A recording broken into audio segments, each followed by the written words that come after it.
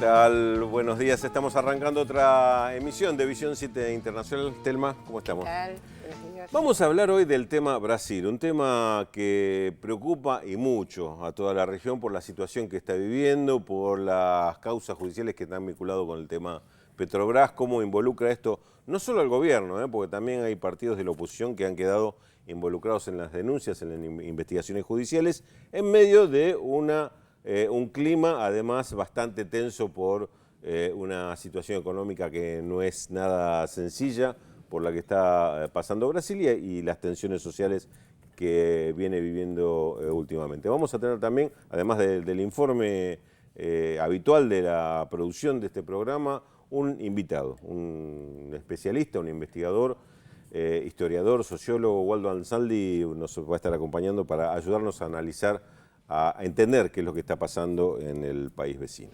Exactamente. Y bueno, y otro tema importantísimo en la semana fue el 20 de julio, se izó la bandera cubana en Washington. Realmente una noticia que se esperaba, por supuesto, pero que no deja de sorprender esta aproximación entre Estados Unidos y Cuba. Fue el canciller Bruno Rodríguez con un discurso de soberanía muy fuerte, y para el 14 de agosto va a ir John Kerry a La Habana, o sea, todavía falta para que se concrete el acto de inauguración. Pero bueno, vamos a estar hablando de este tema tan importante. Y el otro, bueno, tenemos que hacer, por supuesto, como estamos haciendo últimamente, referencia a Grecia. Esta semana se votó un nuevo paquete de restricciones, una reforma bancaria, una reforma judicial para poder seguir avanzando en las negociaciones, y cada vez son más las voces que aparecen criticando de alguna manera a Alemania como, bueno, locomotora de Europa que es, como líder en todo este tipo de negociaciones que se está llevando a cabo, pero con el interrogante de si estas medidas que se están tomando no solo van a perjudicar a Grecia, sino que también van a terminar perjudicando a Europa. Así que tenemos un informe y lo discutimos después. Y las acusaciones contra Dilma Rousseff en Brasil la ubican a las puertas de un juicio político a tan solo 6 meses de haber asumido su segundo mandato.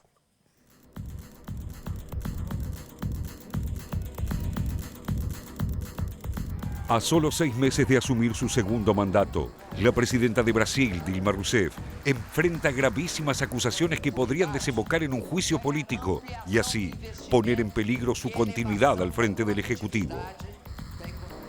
La crisis política derivada de esas imputaciones convive con las estruendosas consecuencias de la causa sobre desvíos de fondos de la gigante petrolera estatal Petrobras, y se desató tras el anuncio del presidente de la Cámara de Diputados, Eduardo Cunha, quien abandonó la alianza oficialista entre su partido, el Partido del Movimiento Democrático Brasileño, el PMDB y el Partido de los Trabajadores.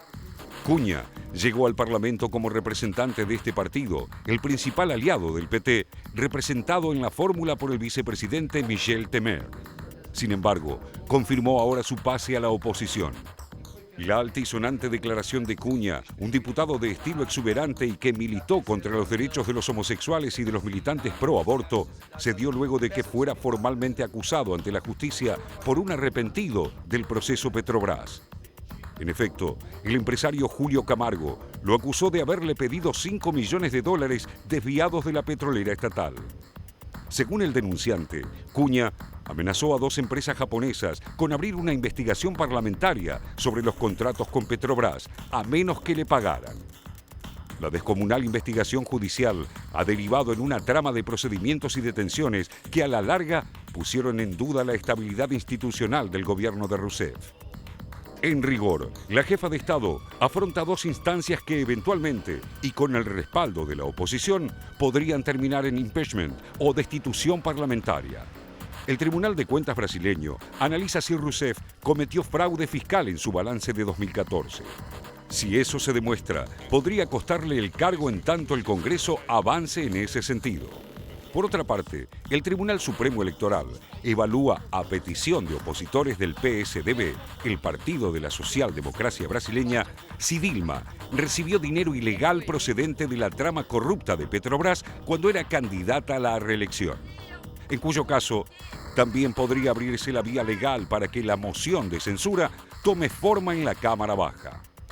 Entre los imputados de la causa Petrobras se encuentra también otro alto dirigente del PMDB, el presidente del Senado, Renan Calheiros, por lo que se trata de una investigación que atraviesa a gran parte de la clase política de Brasil e involucra las cabezas de 2 de los 3 poderes del Estado.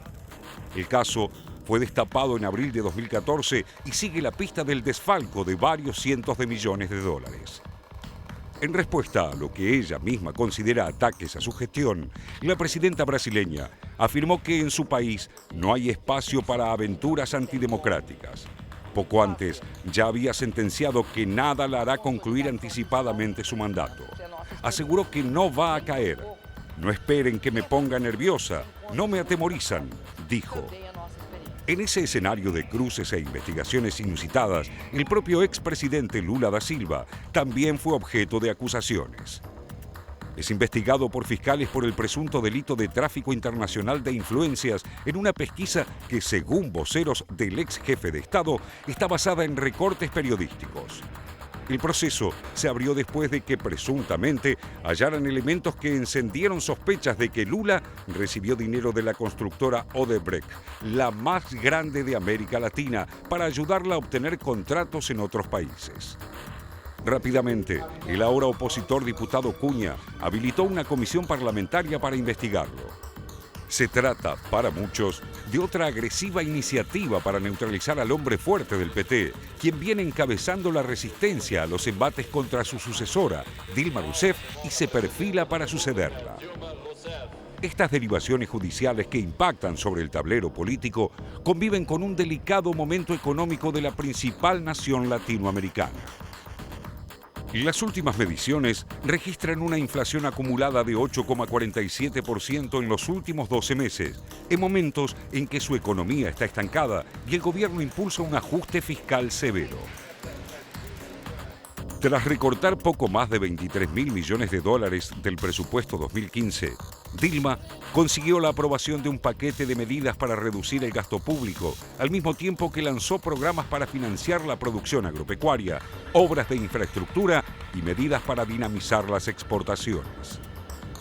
No obstante, la crisis política y la corrupción lograron debilitar el poder real de estas medidas y la capacidad de gestión de su gobierno, que atraviesa una reducción considerable en la aceptación de los ciudadanos. Un momento difícil para una militante muy fogueada que, pese a todo, no disminuyó su capacidad de enfrentar con herramientas políticas esta grave situación. Prácticamente desde que empezó este segundo mandato, el 1 de enero de este año, la presidenta Dilma Rousseff no ha tenido respiro en todos los campos, ¿no? En el tema corrupción, en el tema económico. Ahora, lo último, como veíamos en el informe, es este partido asociado de coalición, el partido PMDB, Partido del Movimiento Democrático Brasileño, que amenaza con dejarla sin gobernabilidad. Entonces, para discutir esto, para ampliar este tema, invitamos a Waldo Ansaldi. ¿Qué tal, Waldo? Waldo es director de la Maestría en Estados Sociales Latinoamericanos de la Universidad de Buenos Aires, y bueno, un hombre que sabe muchísimo sobre el tema de Brasil, lo hemos invitado también en otras ocasiones. Me parece que por ahí, para entender un poco, la primera pregunta que yo te haría es poner en contexto estas características de los partidos políticos brasileños, que no se parecen a los argentinos en cuanto a sus coaliciones, en cuanto a su correlación de fuerzas. En efecto, sobre todo si uno lo compara con Argentina, y sería todavía mucho mayor la diferencia si lo comparamos con el sistema de partidos en Uruguay o en Chile. En Brasil, la característica fundamental del sistema de partido es la debilidad que tienen los partidos como tales, la labilidad para el funcionamiento interno y la posibilidad de cambios de pertenencia partidaria, incluso cuando se es elegido legislador, o senador o cualquiera de los cargos en las legislaturas estaduales o en las prefecturas, la posibilidad de ser elegido bajo un partido y, una vez accedido al cargo, cambiar y ser parte de otro bloque. Esto es una estrategia que siguieron muchos los protestantes como grupo religioso devenido grupo político, que ponen candidatos en diferentes partidos. Una vez que asumen, reniegan del partido que fueron elegidos y constituyen un bloque, en este caso de carácter religioso político. Este es quizás el caso más significativo porque tiene mucha unidad, pero estos travestismos se dan en prácticamente casi todos los partidos. En ese sentido, el PT vino a romper un poco con esta lógica, al menos en su primera etapa. Hoy el travestismo dentro del PT, gente que es elegida en el PT y se pasa a otro partido, no existe, salvo si hay disidencias del tipo de la que en su momento tuvo Erundina o Marina da Silva, para un caso más resonante y más reciente. Entonces, esta falta de fortaleza de los partidos, esta falta de una estructura orgánica a la cual obedecer, no existe la disciplina partidaria, facilita este tipo de cuestiones de movimientos, y el PMDB en ese sentido tiene una larga historia, ¿no? Primero, como de los partidos existentes, prácticamente el más antiguo, se gestó en la resistencia a la dictadura, primero como Movimiento Democrático Brasileño, después como partido del Movimiento Democrático Brasileño, ahí sobre fines de los años 1970, encabezó la lucha contra la dictadura y luego fue amoldándose al proceso de transición, una transición que pactó fuertemente con las Fuerzas Armadas y que limitó en consecuencia los alcances tanto de la transición como del funcionamiento de los partidos. ¿Tendría 3 años entonces de enorme debilidad Dilma Rousseff por delante? Tiene, sí, porque entre otras cosas, lo que algunos llaman presidencialismo de coalición, como un dato característico del sistema político brasileño, donde efectivamente el presidente es y ha sido muy fuerte, pero que tiene siempre que negociar con el Parlamento, con el Congreso. Quien quiso romper con esa cultura política de larga duración fue Collor de Mello, y así le fue. Al poco tiempo, la ausencia de apoyo parlamentario, en su caso más notorio, porque él no tenía una estructura partidaria, claro. Tuvo muchos votos como presidente, pero su partido tuvo muy pocos para el Congreso Nacional. Entonces, esto obliga a una permanente negociación entre el Poder Ejecutivo y el Congreso, que históricamente, durante el periodo de la República Oligárquica hasta 1930, era lo que se llamaba la política de los gobernadores. El presidente negociaba con los gobernadores estaduales para no inmiscuirse en los asuntos internos del Estado. Los gobernadores instruían a sus representantes para que no alteraran las políticas presidenciales. Eso cambió con la llegada del varguismo, pero estas prácticas, de una u otra manera, en esa tensión entre centralismo y descentralización que tiene la historia política de Brasil, continuó. Tuvo un viraje con la dictadura, donde obviamente hubo mayor centralización, y la construcción democrática después de 1985 puso de relieve esta debilidad estructural de los partidos.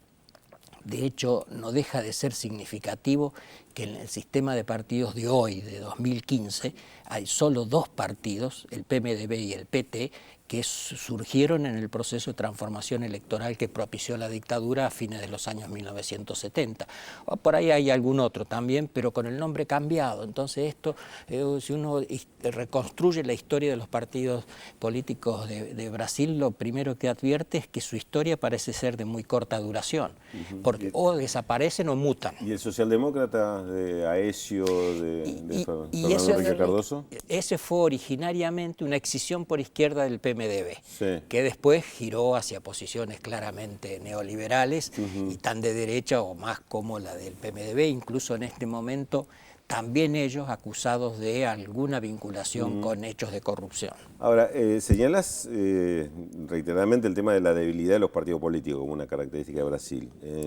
Y en Brasil, entonces, ¿dónde se asienta el poder político? El poder político se asienta con muchos otros lugares, en primer lugar en las grandes corporaciones económicas y en los grandes medios de comunicación. La Radio Globo, por ejemplo, es una estructura de poder fortísima, informal obviamente, pero cuya capacidad de destrucción sobre el sistema político es formidable.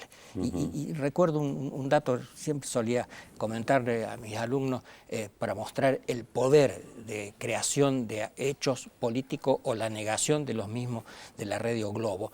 En ocasión en 1984, en ocasión del cierre de la campaña electoral por las directas ya, hubo una concentración más que masiva en la Praça da Sé en Sao Paulo.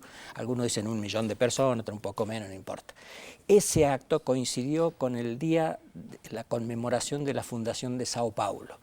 La Radio Globo informó que la población paulista había concurrido en masa a celebrar el aniversario de la fundación de la ciudad, negando por completo que se trataba de un hecho de oposición a la dictadura que la Radio Globo apoyaba, obviamente. Un dato menor, si se quiere. Me das pie para hacerte la próxima pregunta en relación a lo que está pasando con Petrobras, porque si uno ve el escándalo de Petrobras, ve que en realidad se arrastra a 1997, como comentó Rulo al principio, no solo apunta al PT, al Partido de los Trabajadores, sino que también al PSDB, en fin, a todos los partidos. Sin embargo, el que es atacado o la que es atacada es Dilma y Lula, incluso con los medios masivos o los medios extranjeros como The Economist o The Financial Times. ¿Qué lectura haces de eso? Bueno, es parte de esa misma estrategia de los grandes grupos concentrados, tanto de poder económico como mediático, de una ofensiva contra el PT, que no es nueva, por cierto, pero que ahora se ha acrecentado en razón de la situación de la economía del país y este viraje tan drástico, ¿no?, de la política de Dilma en su segundo mandato respecto de esto que le señalan muchos de sus críticos. Está haciendo todo lo que dijo que iban a hacer sus opositores y que ella no iba a hacer. Está claro que eso genera una situación negativa en términos de apoyos políticos, más allá de cuán verídico sea que efectivamente su nivel de popularidad cayó al 9%, porque sabemos que este tipo de encuestas, de estudios se manejan de la manera según quien las contrata, pero de todos modos es evidente porque hay reacciones dentro de la clase obrera, dentro del propio PT, que dan cuenta de una situación de malestar, del cual el propio Lula, por lo demás, es un portavoz cotidiano de protesta. Y yo creo que buena parte de esta acción apunta, es un tiro por sobrelevación contra Lula, que es potencialmente el mejor candidato que tiene no solo el PT, sino probablemente el sistema político brasileño para la renovación presidencial próxima. Entonces,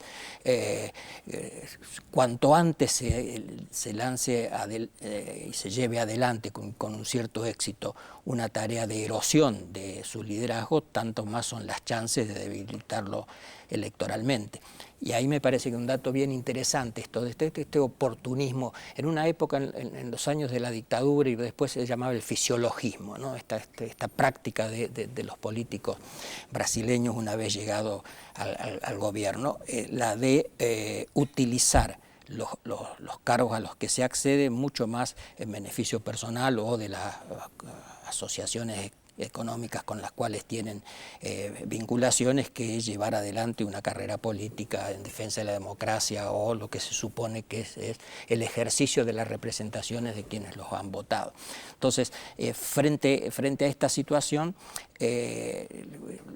me parece el ejemplo más clarísimo es el de Eduardo Cunha, que actuó como en los buenos tiempos del mejor fútbol, según el cual el mejor ataque, la mejor defensa es un buen ataque.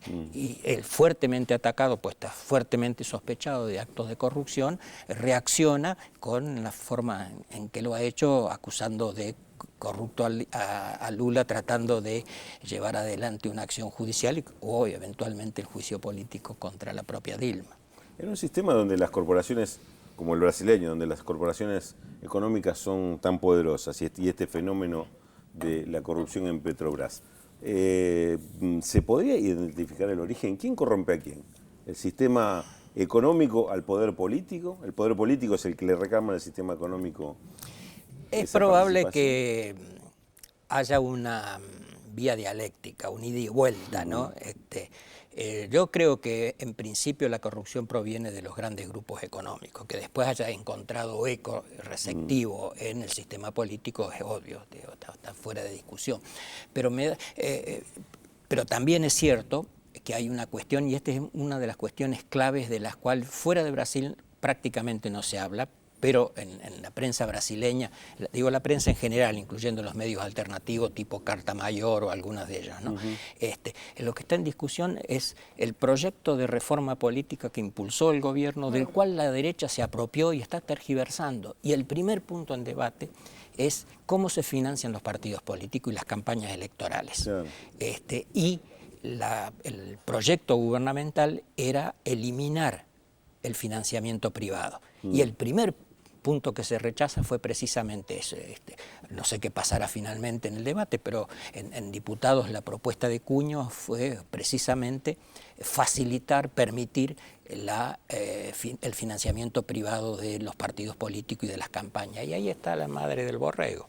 Si esto funciona, está claro, norteamericano, claro, y está claro que ahí la corrupción impera y difícilmente desaparezca. Claro, recordemos que durante las manifestaciones del año pasado, la presidenta Dilma Rousseff había propuesto una reforma política que era justamente la salida, como decís, Waldo, y esto fue totalmente rechazado, especialmente por el Partido Movimiento, por el PMDB, su socio, porque claro, pierde cualquier tipo de posibilidad de negociación. Sí. El PMDB es un partido oportunista integrado por oportunistas. Y en esta coyuntura está claro que están apostando a tener algún rédito, no sé si como para llegar al gobierno, pero en todo caso para condicionar al modo de estos extraños aliados, que uno diría mejor no tenerlo, porque si estos son nuestros aliados... ¿Pero es un aliado necesario? Y en este contexto sí. El problema del PT es que si no es el PMDB, a la izquierda no tiene nada, salvo el PSOL, el Partido Socialista y Libertad, que es un partido pequeño, tiene 4 representantes y con la nueva ley electoral, con la reforma política, si se lleva adelante, no va a poder tener acceso ni siquiera a los medios de comunicación, a los minutos gratuitos en la televisión, porque requieren 9 representantes, y si no está toda a la derecha. A la derecha del PMDB. Entonces, digo, es una situación, digo, a mí no me gustaría estar en ese lugar, ¿no? Es complicado. Bueno, muchísimas gracias, Waldo, por tu intervención acá en Visión 7 Internacional. Y aprovechamos para saludar a Félix Saylor. ¿Qué tal, Félix? ¿Qué tal, Telma? Muy buenos días. Buenos días a todos. Gracias por acompañarnos como lo hacen sábado a sábado aquí en Visión 7 Internacional. Les recordamos, 0800-444-1777 y 4535-0709 los teléfonos. También tenemos la posibilidad de comunicarnos a través de la red social Facebook.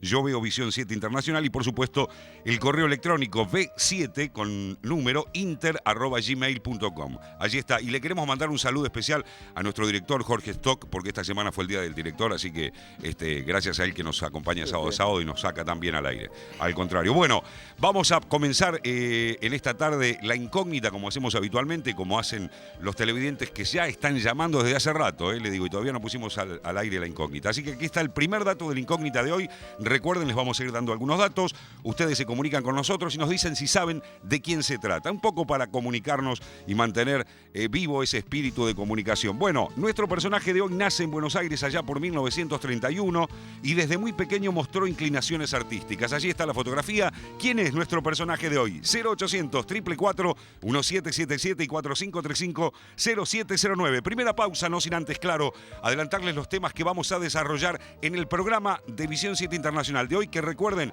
hasta las 13:45 por la televisión pública. Aquí está. El creciente liderazgo de Alemania en la eurozona genera nuevas críticas a la luz de la recurrente crisis de países como Grecia o España. Y además, la reapertura de embajadas configura un nuevo e importante capítulo en el proceso de normalización de las relaciones entre Estados Unidos y Cuba. Todo esto y mucho más, claro está, como siempre se lo contamos aquí, en Visión 7 Internacional. Ya volvemos.